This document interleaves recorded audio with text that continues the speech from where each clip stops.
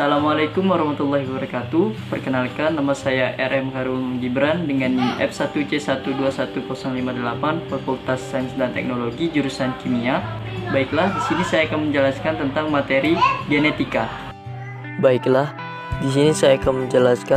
materi genetika. Pertama-tama, mari kita lihat sejarah perkembangan genetika. Pada tahun 1866, Gregor Mendel melakukan persilangan pada tanaman kacang ercis dengan 7 sifat yang berbeda. Pada tahun 1882, Walter Fleming berikan nama kromatin pada bagian nukleus yang dapat menyerap zat warna. Waldeyer menamakan benda-benda halus yang berbentuk benang panjang atau pendek di dalam nukleus sebagai kromosom.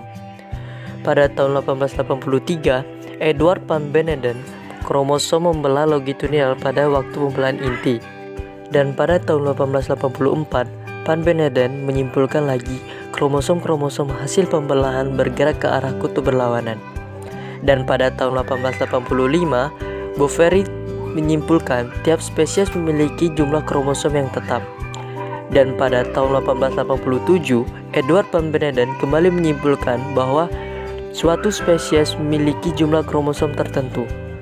Dan para ahli biologi pada tahun 1900 menemukan kembali hasil percobaan Mendel. Para ahli biologi tersebut yaitu Hugo de Vries, Karl Crolens, dan Eric Ponsonnet. Pada tahun 1901, Montgomery menemukan bahwa kromosom-kromosom terdapat dalam pasangan-pasangan dalam bentuk dan ukuran yang bisa dibedakan. Kromosom yang berpasangan berasal dari induk jantan dan betina. Pada tahun 1902, Correns ada hubungan yang sangat dekat antara pemisahan gen-gen berdasarkan dengan reduksi kromosom pada pembentukan gamet.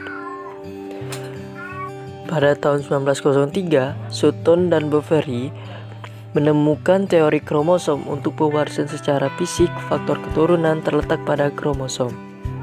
Wilhelm Ludwig Johansen pada tahun 1903 menggunakan istilah genotip dan fenotip. Dan pada tahun 1909, Johansen kembali menggunakan istilah gen. Pada tahun 1905, William Bateson menemukan istilah genetik yang diambil dari bahasa Yunani yang menjelaskan tentang studi pewarisan dan variasi. William Bateson dan Reginald Punnett menemukan prinsip genetik Linkage, yaitu untuk menyimpulkan beberapa faktor bergabung bersama pada tiap kromosom. Pada tahun 1910, Thomas Hunt Morgan menemukan bahwa gen-gen yang terdapat pada kromosom yang sama dapat terpisah. Pada tahun 1953, James Watson dan Francis Crick menemukan struktur DNA double helix. Struktur organisasi bahan genetik. Pengertian bahan genetik.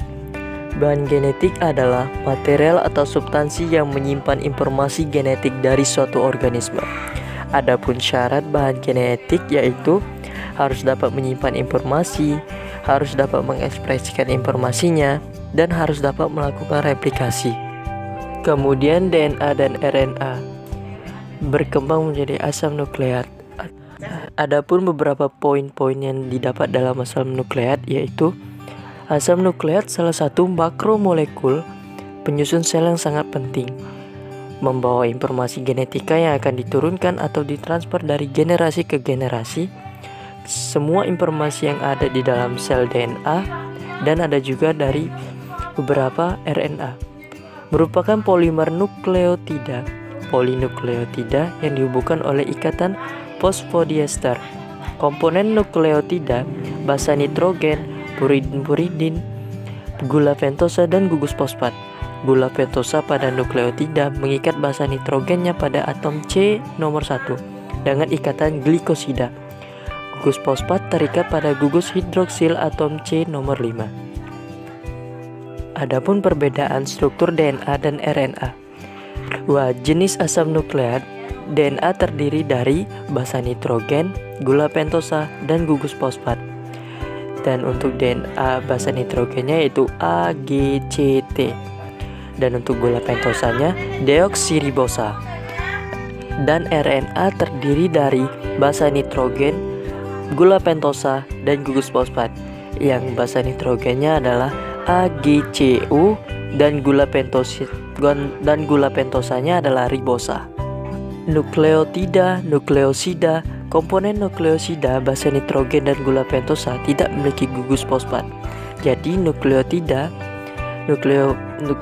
plus fosfat, nukleosida monofosfat, nukleosida difosfat, nukleosida trifosfat tergantung pada jumlah fosfat yang dimiliki. Adapun bentuk DNA sebagai berikut. Dan adapun bentuk RNA sebagai berikut.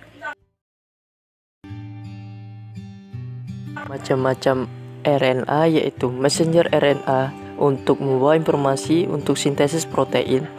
Transfer RNA berfungsi membawa asam amino ke ribosom. Ribosomal RNA membentuk bagian ribosom menerjemahkan mRNA menjadi asam amino. Dan adapun kode asam amino sebagai berikut.